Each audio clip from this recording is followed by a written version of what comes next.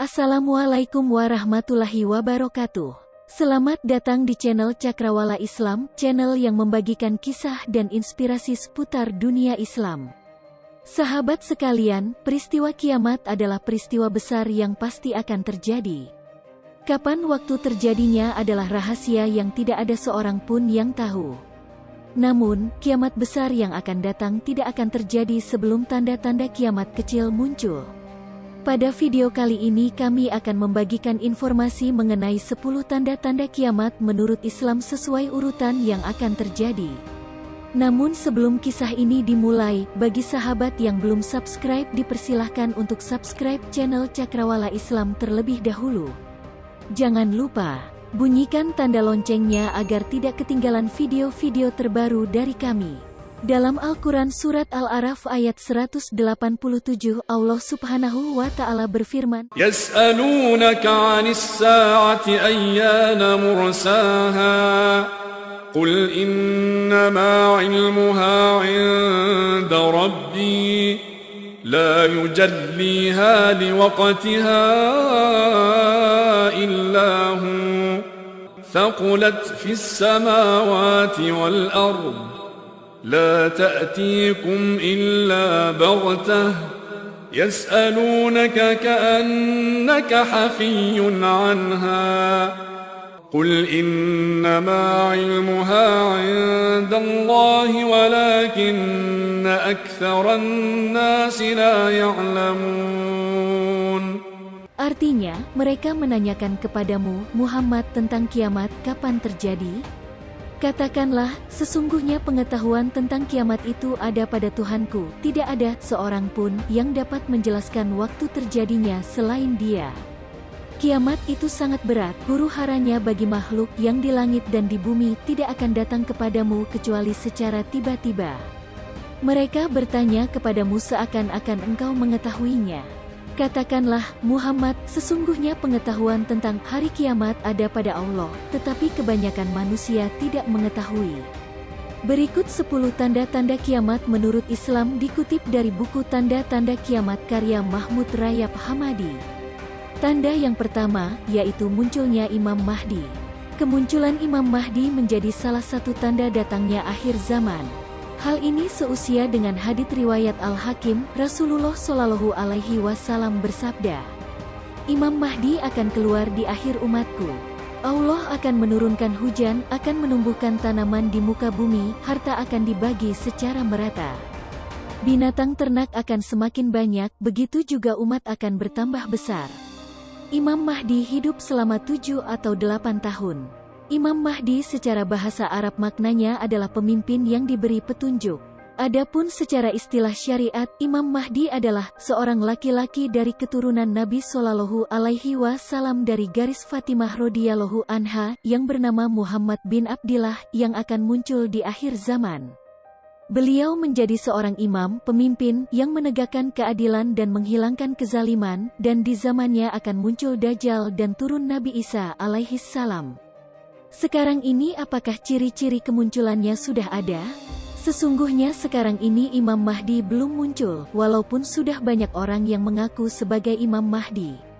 Sebab kemunculan Imam Mahdi akan disusul dengan kedatangan Dajjal dan turunnya Nabi Isa alaihi salam. Kita semua mengetahui bahwa Nabi Isa alaihi salam belum turun dari langit. Apa saja tanda-tanda sebelum kemunculan Imam Mahdi? Adapun di antara tanda-tanda sebelum kemunculan Imam Mahdi adalah bahwa bumi akan dipenuhi dengan kezaliman dan permusuhan. Dari Abu Sa'id Al-Khudri, dia berkata, Rasulullah Shallallahu Alaihi Wasallam bersabda, kiamat tidak akan datang sampai bumi akan penuh dengan kezaliman dan permusuhan.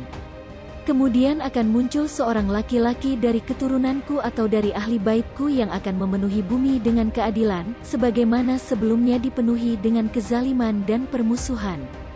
Hadis riwayat Ahmad nomor 11313. Tanda kiamat yang kedua adalah munculnya Dajjal. Selain Imam Mahdi, ada juga kemunculan Dajjal yang diriwayatkan oleh Nabi Muhammad Shallallahu Alaihi Wasallam. Dajjal diketahui akan menyebarkan fitnah di muka bumi. Dalam hadits riwayat Muslim, Rasulullah bersabda, tidak ada satupun makhluk sejak Adam diciptakan hingga terjadinya kiamat yang fitnahnya lebih besar dari Dajjal. Salah satu tanda kiamat semakin dekat waktunya adalah munculnya banyak Dajjal yang mengaku nabi, baik pada saat Rasul masih hidup maupun setelah wafat. Dalam satu hadis disebutkan bahwa jumlahnya sekitar 30 orang. Namun Nabi tidak merincinya satu persatu. Hari kiamat tidak akan datang sampai muncul banyak Dajjal sang pembohong, jumlahnya sekitar 30 orang dan semuanya mengaku sebagai utusan Allah. Hadits riwayat Al-Bukhari dan Muslim dari Abu Hurairah. Kemunculan Dajjal merupakan peristiwa yang menakutkan bagi seluruh manusia di muka bumi, dan peristiwa tersebut akan terjadi di akhir zaman. Dajjal akan merajalela di muka bumi dengan menyebarkan kerusakan di mana-mana, dan meneror orang-orang beriman serta mengalihkan mereka dari keimanan kepada kekufuran. Anas meriwayatkan bahwa Nabi bersabda, tidak ada tempat yang tidak dimasuki Dajjal kecuali Makkah dan Madinah. Hadis riwayat Muslim. Ibnu Umar meriwayatkan bahwa Nabi bersabda, tak diragukan lagi, Nuh telah memperingatkan umatnya tentang Dajjal, tetapi aku akan menceritakan sesuatu tentang Dajjal yang tak diceritakan oleh para nabi sebelumku. Kalian harus tahu bahwa dia bermata satu dan Allah tidak bermata satu. Hadits riwayat Al-Bukhari. Dajjal akan berpura-pura menjadi juru selamat dan menipu orang dengan mempertontonkan kekuatannya yang menakjubkan. Dajjal datang dengan kekuatan setan, dia akan meneror orang-orang Islam agar mau menjadi pengikutnya, dan mengubah mereka menjadi orang-orang kafir. Dia akan menyembunyikan kebenaran dan menawarkan kebatilan. Dajjal akan muncul di antara Syam, Suriah, dan Irak, dan dalam beberapa hadis disebut bahwa dia akan muncul di Khurasan, Iran. Tanda kiamat yang ketiga adalah turunnya Nabi Isa alaihissalam menjadi pemimpin dunia. Dalam Al-Quran Surat An-Nisa ayat 159, Allah Subhanahu wa Ta'ala berfirman, Wa in min ahlil kitabi illa layu'minanna bihi qabla mautih wa yawmal qiyamati yakunu alaihim syahida. Artinya, tidak ada seorang pun di antara ahli kitab yang tidak beriman kepadanya, Isa, menjelang kematiannya. Dan pada hari kiamat dia, Isa, akan menjadi saksi mereka. Rasulullah Shallallahu Alaihi Wasallam menyatakan, sesungguhnya menjelang hari kiamat nanti, Isa akan turun kembali ke bumi. Istilah ini dalam versi Kristen disebut dengan The Second Coming, kedatangan untuk kedua kali. Kedatangannya bukan membenarkan agama Kristen dan Katolik, melainkan mengajak umat manusia untuk mengikuti ajaran yang telah disampaikan oleh Rasulullah Shallallahu Alaihi Wasallam. Tak hanya itu, kedatangan Isa juga akan membersihkan aliran-aliran dan akidah yang sesat dan menyesatkan, serta menghancurkan tiang-tiang salib yang selama ini menjadi alat sesembahan orang-orang Nasrani. Hal pertama yang akan dilakukan Isa setelah turun dari langit adalah menunaikan salat sebagaimana yang dijelaskan oleh beberapa hadis. Isa akan menjadi makmum dalam salat yang dipimpin oleh Imam Mahdi.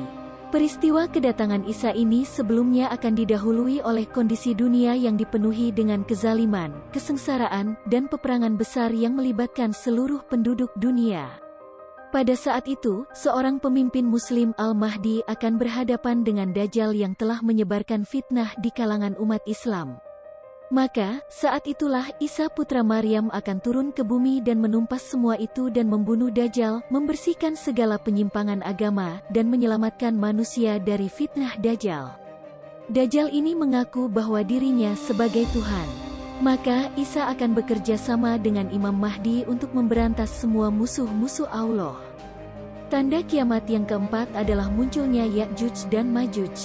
Dalam Quran Surat Al-Kahfi ayat 94, Allah Subhanahu wa Ta'ala berfirman, قالوا يا ذا القرنين إن يأجوج ومأجوج مفسدون في الأرض فهل نجعل لك خرجا على أن تجعل بيننا وبينهم سدا. Artinya, mereka berkata, wahai Zulkarnain, Sungguh, Ya'juj dan Ma'juj itu makhluk yang berbuat kerusakan di bumi, maka bolehkah kami membayarmu imbalan agar engkau membuatkan dinding penghalang antara kami dan mereka? Sebagaimana dikisahkan, Ya'juj dan Ma'juj selama ini terkungkung dalam sebuah tembok yang dibuat oleh Zulkarnain. Mereka akhirnya bisa keluar setelah secara perlahan-lahan melubangi tembok tersebut. Tembok Zulkarnain itu terbuat dari besi dan tembaga dan terletak di daerah Georgia, Asia Tengah. Untuk mengatasi masalah ini, kaum muslim terpaksa harus bertahan di Bukit Tursina selama beberapa waktu. Hingga akhirnya Nabi Isa berdoa kepada Allah agar mengirimkan bantuan dan doa itu pun dikabulkan. Saat itulah, Ya'juj dan Ma'juj berhasil diatasi. Hadis riwayat Ahmad, Muslim dan Tirmidzi dari An-Nawas bin Saman. Tanda kiamat yang kelima adalah fenomena matahari terbit dari arah barat. Matahari terbit dari arah barat menjadi salah satu tanda-tanda kiamat kubra atau besar. Dalam hadis Abu Daud serta Ibnu Majah, dari Abdullah bin Amr, dia berkata, aku hafal dari Rasulullah sabda beliau. Sesungguhnya pertanda yang pertama-tama muncul menjelang kiamat ialah terbitnya matahari dari barat dan munculnya binatang melata menemui manusia pada waktu duha. Mana saja dari keduanya yang lebih dulu terjadi, maka tidak lama sesudah itu yang lainnya pun segera terjadi. Umat Islam secara keseluruhan telah berijma bahwa terbitnya matahari dari barat adalah salah satu tanda kiamat kubro berdasarkan hadits-hadits yang sahih dan jelas, begitu pula Al-Quran yang diturunkan kepada Nabi Shallallahu Alaihi Wasallam. Dilansir The Sun, para peneliti pada acara European Geosciences Union General Assembly 2018 di Austria telah mampu memprediksi kemungkinan yang akan terjadi jika matahari terbit dari barat. Terbitnya matahari dari timur disebabkan oleh gerak rotasi bumi yang mengitari matahari sebagai pusat tata surya. Jika matahari terbit dari barat, itu berarti bumi telah bergerak berlawanan arah.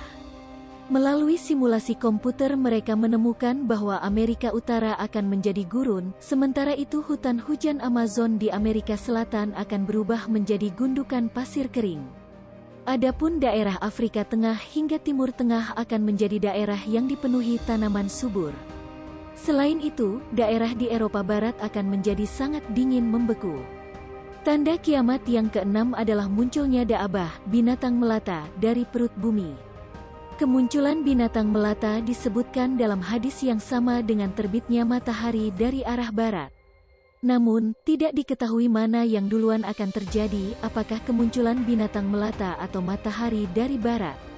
Dabatul Ard merupakan seekor binatang melata yang muncul dari bumi menjelang hari kiamat yang dapat berbicara dengan manusia dengan kata-kata yang fasih dan jelas. Binatang melata ini akan keluar di kota Makkah dekat Gunung Safa, setelah peristiwa matahari terbit dari barat. Ia pun akan berbicara dengan kata-kata yang fasih dan jelas. Dabat al-Ard ini nantinya akan membawa tongkat Nabi Musa alaihissalam dan cincin Nabi Sulaiman alaihissalam. Dabatul Ard akan keluar selepas Ya'juj dan Ma'juj mati akibat virus yang diturunkan oleh Allah kepada mereka. Dabatul Ard akan keluar selepas terbitnya matahari seperti biasa, yaitu pada waktu duha setelah matahari itu terbit sebelah barat. Dabatul Ard akan keluar jika bumi pulih setelah bencana Ya'juj dan Ma'juj. Ia memiliki misi dan tujuan ketika ia muncul, diantaranya adalah akan berbicara kepada manusia bahwa sesungguhnya manusia sudah tidak yakin dengan ayat-ayat Allah. Ia akan membuat tanda di wajah orang mukmin menjadi cerah dan wajah orang kafir menjadi gelap. Tanda kiamat yang ketujuh adalah turunnya kabut duhan dan angin berhembus. Dalam Quran Surat Ad-Duhan ayat 10, Allah Subhanahu wa Ta'ala bersabda mengenai kemunculan kabut yang menjadi peringatan akan datangnya hari kiamat. فارتقب يوم تأتي السماء بدخان مبين. Artinya, maka tunggulah pada hari ketika langit membawa kabut yang tampak jelas. Makhluk penebar fitnah seperti Dajjal juga akan merasakan kesakitan saat duhan muncul. Karena terpapar asap panas dan kabut yang tebal, wajah dari Mesiah palsu tersebut meleleh dan sebagian dagingnya menjadi lembek hingga menutupi mata. Pada saat itu, keadaan manusia akan berbeda satu dengan lainnya. Bagi mereka yang beriman, asap duhan hanya menimbulkan gejala pilek biasa. Namun lain halnya dengan mereka yang berdosa. Tubuh dan kepala mereka akan merasakan panas hingga kulit-kulitnya meleleh. Sama persis seperti bekas perisai yang dipukul hingga menimbulkan bekas. Hal ini juga senada dengan keterangan Ibnu Umar radhiyallahu anhuma. Akan keluar duhan, lalu orang mukmin terkena imbasnya hingga seperti orang pilek. Lalu asap ini masuk ke telinga orang kafir dan munafik, sehingga kepala mereka seperti kepala hewan panggang, dalam tafsir At-Tabari. Tak ada yang bisa kita perbuat setelah peristiwa duhan muncul. Waktu terjadinya yang tidak dapat diprediksi, semakin menambah seram bencana kabut asap tersebut. Yang pasti tidak ada jalan selain dengan cara meningkatkan keimanan kita.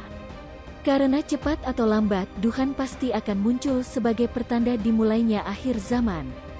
Tanda kiamat yang ke-8 adalah munculnya api. Berdasarkan hadits riwayat Muslim, kemunculan api menjadi tanda-tanda kiamat. Bahkan, api tersebut membawa manusia menuju tempat berkumpul. Dan yang terakhirnya adalah api yang keluar dari Yaman, menggiring manusia ke tempat mereka berkumpul.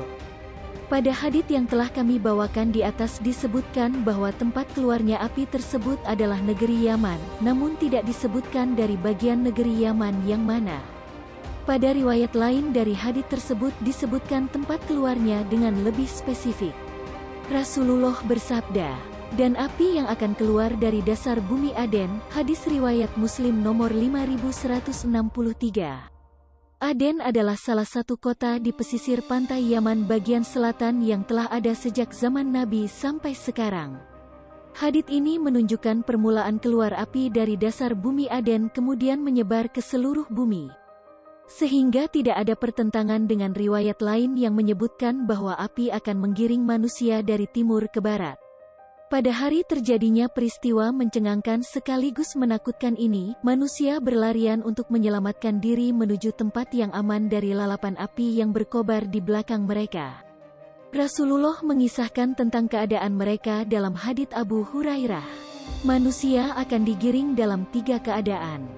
Dalam keadaan berharap dan cemas, 2 orang berkendara di atas 1 unta, 3 orang di atas 1 unta, bahkan 10 orang di atas 1 unta. Sedangkan orang-orang yang tersisa akan digiring oleh api. Api itu menyertai mereka ketika mereka tidur malam, menyertai mereka ketika tidur siang. Para rawi berkata, dan menyertai mereka di pagi hari, juga menyertai mereka di sore hari. Hadis riwayat Al-Bukhari nomor 6041 dan Muslim nomor 5105. Tanda kiamat yang ke-9 adalah terjadinya gempa yang dahsyat. Gempa di muka bumi saat hari kiamat dijelaskan dalam Al-Quran Surat Al-Hajj ayat 1 yang berbunyi, Ya ayyuhan nasu attaqu rabbakum Inna zalzalatas sa'ati syai'un 'azim. Artinya, wahai manusia, bertakwalah kepada Tuhanmu, sungguh guncangan hari kiamat itu adalah suatu kejadian yang sangat besar. Sebagian orang ada yang mengatakan bahwa tanda hari kiamat yang berupa gempa ini sudah terjadi pada masa sekarang ini. Betapa seringnya siaran televisi mengabarkan tentang peristiwa gempa yang terjadi di berbagai daerah dan juga dunia. Namun, sebaiknya tidak mudah mengambil kesimpulan bahwa hal tersebut merupakan tanda hari kiamat yang dimaksudkan dalam hadits di atas. Adapun pendapat yang lebih kuat untuk menolak pendapat mengenai gempa yang terjadi pada hari ini sebagai tanda hari kiamat yang dimaksud adalah sabda Rasulullah SAW kepada Ibnu Hawalah. Wahai Ibnu Hawalah, jika engkau menyaksikan kekhilafahan telah tegak di sekitar tanah yang disucikan, Baitul Maqdis, maka sesungguhnya saat itu akan banyak terjadi gempa, kesusahan, bencana, dan peristiwa-peristiwa besar. Pada saat itu kiamat telah amat dekat kepada manusia, lebih dekat daripada tanganku dengan kepalamu. Hadis riwayat Abu Daud nomor 2517 dan Ahmad nomor 22548. Dalam riwayat lainnya juga disebutkan, Rasulullah SAW bersabda, dan di antara tanda hari kiamat yang paling dekat adalah 2 wabah kematian yang amat dahsyat dan setelah itu terjadi gempa selama beberapa tahun. Hadis riwayat Ahmad nomor 16966. Tanda kiamat yang terakhir adalah kehancuran Ka'bah. Tanda-tanda kiamat yang terakhir adalah hancurnya Ka'bah. Hal itu sesuai dalam hadits riwayat Hakim dan Abu Ya'la oleh Abu Sa'id Al-Khudri radhiyallahu anhu. Hari kiamat tidak akan terjadi sebelum Ka'bah ini tidak lagi didatangi orang untuk menunaikan ibadah haji. Dalam hadits riwayat Muslim dan Bukhari dari Abu Hurairah radhiyallahu anhu, Rasulullah shallallahu alaihi wasallam bersabda, Ka'bah diruntuhkan oleh Zulsuwaikatain dari Habasyah. Ka'bah merupakan satu-satunya yang dijadikan kiblat bagi kaum muslimin. Seluruh umat muslim beribadah dengan menghadap ke sana. Tapi, bukan berarti kaum muslimin menyembah Ka'bah. Melainkan, hal itu hanyalah sebuah simbol agar seluruh muslim di dunia menghadap ke arah yang sama. Dan dalam hati mereka hanya tertuju pada Allah Subhanahu wa Ta'ala semata. Dulu, saat pasukan gajah menyerang Ka'bah, penduduk Mekah memang masih kafir dan belum beriman. Namun, mereka tetap menghormati dan memuliakan Ka'bah serta tidak menistakan maupun melecehkannya. Sehingga Allah pun melindungi Ka'bah dari Abrahah dan pasukannya. Sedangkan pria Habasyah yang dijuluki Zulsuwaikatain menghancurkan Ka'bah setelah orang-orang yang memiliki Ka'bah sudah menistakannya dan berani melecehkannya serta mengabaikannya. Bila mana mereka sudah mengabaikan Ka'bah, Allah pun tidak akan menolong mereka. Sungguh dahsyat tanda-tanda kiamat yang akan terjadi. Sebagai umat muslim, kita harus meyakini bahwa kiamat itu memang benar akan terjadi. Karena percaya pada hari akhir adalah salah satu rukun iman. Semoga kita semua dapat terhindar dari fitnah Dajjal, dan kita semua mendapatkan perlindungan dari Allah Subhanahu wa Ta'ala ketika hari kiamat tiba. Amin ya rabbal alamin. Sekian untuk video kali ini. Sekali lagi bagi sahabat Cakrawala Islam yang belum subscribe, dipersilahkan subscribe terlebih dahulu. Terima kasih sudah menonton video ini dan sampai berjumpa di video berikutnya. Wassalamualaikum warahmatullahi wabarakatuh.